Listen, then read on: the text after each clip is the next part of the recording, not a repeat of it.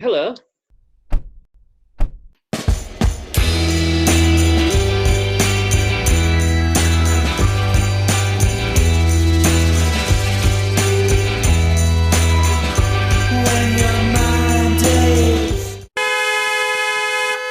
Welcome to Sunday night.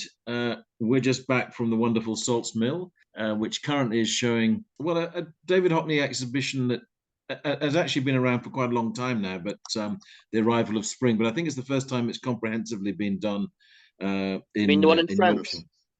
Well, this is the The one. No, famous this is the France. much earlier one. This is the one from when he returned, really for quite some time, to his beloved East Riding, and he did a series on his iPad from 2011, from the start of January 2011 through to May 2011. Again, as ever, capturing the change of seasons, but the way that he did it was on sort of one stretch of countryside road that he was drawn to, and so that's a comprehensive exhibition, well worth seeing again. If you, Salts Mill doesn't cost to go there, free parking. It's a Can't great recommend it place, enough. Charles. Salts Mill. At one point, it didn't show much recent Hockneys. It had lots of older Hockneys and Yes, good framed point. prints, but it seems the last couple of years to really stepped up his game with Hockney stuff. Well, the last exhibition of Hockneys I saw there was the one that was the year in Normandy, which was the remarkable Yeah, I piece, thought that. which was, Mm. you went round. To call it circular would be, it was a slimmer than a circle, wasn't it? It was more like a keyhole in shape. And that was all the 12 months charting how the seasons changed again. So that's where there's the similarity with this work, which was Did you notice in that exhibition and in that piece of work, there was no people, in or and virtually no people? likewise in this, the only presence of humanity being suggested was in one image. There were two vehicles. One looked like a Land Rover, and one looked again like a Ford Yeah. 4 type vehicle. Mm. Yeah, because I think it's the power of nature that he's drawn to. I mean, it was quite secluded where he did that work, and likewise in France, he deliberately chose somewhere, I think, secluded to live in and to paint. And although I did, strangely enough, Yeah. I met one of York's artists who happened to be painting at exactly the same place as David Hockney, and you can Oh yeah. imagine this Hockney there painting. And I guess this fellow painter might have felt just a little intimidated at the presence of a somewhat Mm. familiar and internationally Yeah. acclaimed artist alongside him that day. Well, So yeah, I that's. also suppose the thing about Hockney's work not having people, it's a bit like saying, if only Monty had put some people in the water lilies, it would be much better. I mean, of course, Hockney has always done portraiture work as well, and that's recent portraiture work is again on show actually downstairs in that wonderful the room when you first enter Salts Mill, with a gorgeous smell that they always have of the flowers, that wonderful pungence that's there in the air, and so there are some of his studies of. Portrait studies as well that's present. So there's always been the balance in his work, of course. Now, Graham, through tonight, and we're recording as ever on Sunday. I won't stay out to watch this, but I will emerge in the morning to know what the Oscar results were. What I'm not expecting, perhaps, is quite such a knockout punch as was delivered at last year, and I'm talking not about any shock It results, but of course the it famous. wasn't a punch, it was a slap. Otherwise, Chris Rock would have gone down. Well, Chris Rock is now saying in his return to comedy that it actually hurt. Well, he didn't flinch. It didn't betray any sign No, of impact. no, I, that's true. I still don't believe that whole thing, but yeah, what I know. Well, anyway, let's assume that tonight might not have such moments. The shock knock of rock. But maybe the results. I don't know. Are we in for surprises tonight, Graham? I think so because everybody is assuming that everything, everywhere at once, is going to clean up everything at once. But it's a film set in the multiverse. And Yes. the Oscars hasn't got form in giving that sort of film Best Picture or Best Director. They just haven't. I mean, Blade Runner, when that came out, and obviously that Ridley Scott's film is an absolute classic. Mhm. It only got two nominations in 1983 It did. Oscars for visual effects and production design, and it didn't win either. So Graham, I've got a there's a long theory. track record of the Oscars not liking that sort of film. I've got a theory. In an Mm. alternative world, in a multiverse world, Oh, that yeah. is where that film will win the Oscar. in this world only that we're in Yeah, tonight, it will yeah. not, I think, win the Best Picture. Strangely enough, Graham, on Friday night. Well, apart from what I've said, absolutely nothing because it's not a vintage year at the movies. I don't think No. there's a lot of interesting films, but there's not many films I've completely enjoyed. So that might lead to a spread of awards. Absolutely. Well, Graham, we await those results with interest. But I think the big story in terms of the other matters that we've been covering within the film world has been the future or otherwise of the Edinburgh International Film Festival. And the headline here is "It has been saved." Both of us had an instinct that that could happen, rather more, if you like, than saving the film house, but that the festival would be saved. So please give our listeners an update on what is happening. Well, it's all good news in Edinburgh because it was looking bad. I mean, first of all, Creative Scotland, the government department, cut its budget by 10%, Yeah.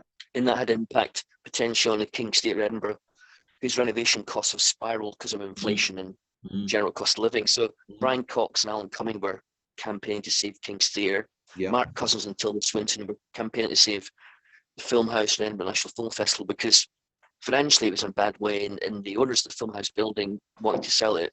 Yeah. And so it looked like the two most important venues, apart from Usher Hall and the Festival Theatre in Edinburgh, they were both going to bite the dust. But now it looks like King's Theatre is saved because the Scottish government's gone back on its cuts to Creative Scotland. It looks like Edinburgh International Film Festival is definitely going to happen this year, and it's going to come back even stronger next year because basically Screen Scotland has step up play and given £400,000 to this year's International Film Festival, which will be the 76th year it's been held. And on top of that, it's going to be run for 1 year only by the official Edinburgh Festival, which is going to let the box office for the official festival be used for the film festival's box office. So it's getting some big support to make sure it happens. It's only going to be a 6-day festival under its new program director, Kate Taylor. And I don't know where it's going to be based. I don't know which cinema it's going to be using. Those details haven't come up yet. And also its program is going to be announced quite late, I believe. I don't think you're going to know which films have been shown until June. And the thing happens in August, between August 18th and the 23rd. Yeah. And then there's supposed to be a full-scale return. I take that point on board entirely. I'm just thinking in terms of... Talking of the Oscars, Quentin Tarantino, who's only ever had two Oscars in there for screenplay, which is typical Hollywood, because the reason that Tarantino hasn't got a Best Director Oscar or Best Film Oscar is because he makes the sort of films that don't get Oscars. So the Oscars has always had a tradition of not rewarding certain types of movies. Is he ironically, Graham, yeah, is he ironically going to be one of those directors who ends up winning the great filmmaker award when he's about to die? Is that what's going to happen with him? Yeah, he might get a Lifetime Achievement Oscar. That's the one. You can see that. But isn't it interesting that his films, which have had such an influence, the style of the films, content, acting, everything about filmmaking was so exhilarating, not rewarded in Hollywood? Yeah, it's typically he's the most distinctive, original, successful filmmaker of the last 25 years from Hollywood. Yeah. And apart from the screenplay, he's got hope of hell getting an Oscar. Absolutely bizarre, isn't it, that is the case? It's not even like his films are incomplete. No, you put together what you want in a film. But it's a bit like Scorsese's. Scorsese's films tend to be. He had the same problem. Scorsese had the same problem, and he didn't get an Oscar for decades. Yeah, for that reason as well. So the Academy has form. So that's the sort of writing you get in the book. Passionate, knowledgeable, lots of points. He makes a point in every sentence. Every sentence serves a purpose. Just like the dialogue in these films, everything's there to make a point. And he's quite opinionated about movies, what he likes, what he doesn't like. Does given the impact of filmmaking from other cultures beyond Hollywood has played its very strongly a part in his films, does he address that at all, the international film market? Be it the French, be it the Japanese? He clearly knows all these. Yeah, he doesn't get into his love of Korean cinema much because he's not got the opportunity because it doesn't fit the schemata of the actual book. But I'm sure he would if he wrote another one. So in those terms, it's streamlined. It's a focus largely on American film, which to say cinema in America is the home of cinema is far too simplistic. Of course it is, because that's one of the wonders of film. It's an international language. That is absolutely apparent. But do you think it was important to him to focus on his own country in this? Maybe that was more important for him. Well, he's a classicist.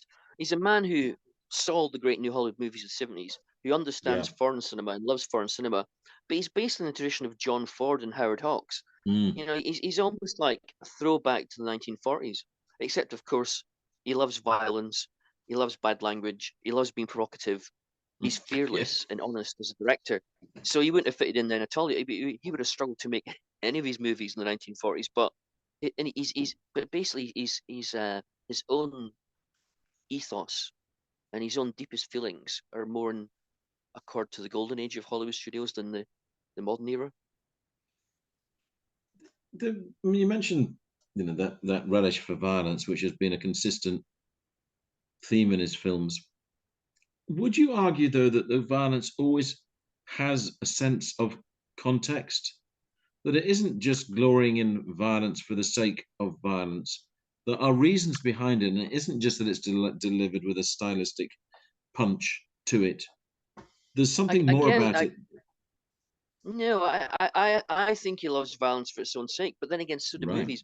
In the days Mm. when Westerns dominated Hollywood, it was Yeah. always like cavalry versus the Indians, Yes. and there would always be fights, and Indians getting shot and Yeah.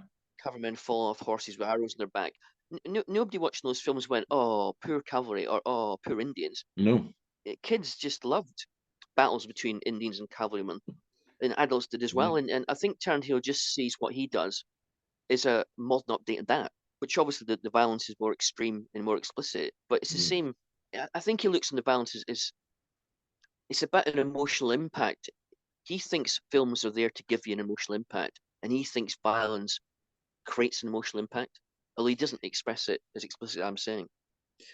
And he'd be right in thinking that, Graham, wouldn't he?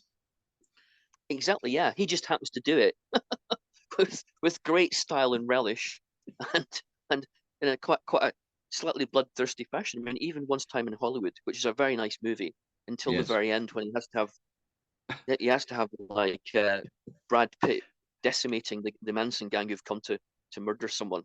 Yes. Even that he just can't resist having No, that those fantastic. last 5 minutes, absolutely. Yeah. Yeah. Yeah. So, Graham, we're coming towards the end. I think if we've been very efficient, which we have tonight, there is room if you wish for another music. Well, not so much interruption, maybe as a sort of concluding point for the night, really. Well, yeah, I want to recommend the new album by David Brewis of Field Music, the Art Rockers, The Soft Mm. Struggles, which is it's on their own record label. It's just come out. It's an amazing album. It lasts 33 minutes, 10 songs. So it's all and it's David Brewis' attempt to do a sort of like slightly jazzy Astral Weeks meets Nick Drake type thing. And when I heard he was doing that, although I absolutely love Field Music, they're a brilliant, brilliant band, I thought this could go badly wrong. But it's an absolute gem.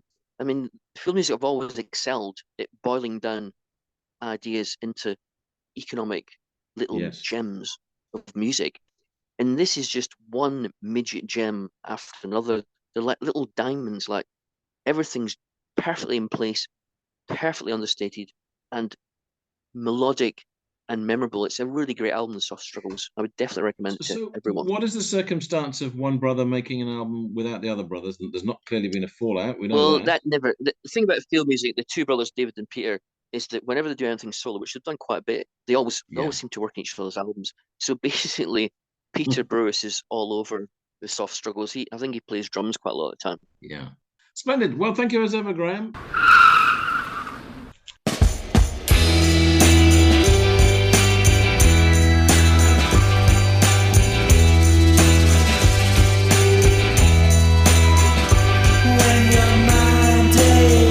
You've been listening to the podcast Two Big Egos in a Small Car. Your hosts were Graham Chalmers and Charles Hutchinson. This was a Baltic sub-production.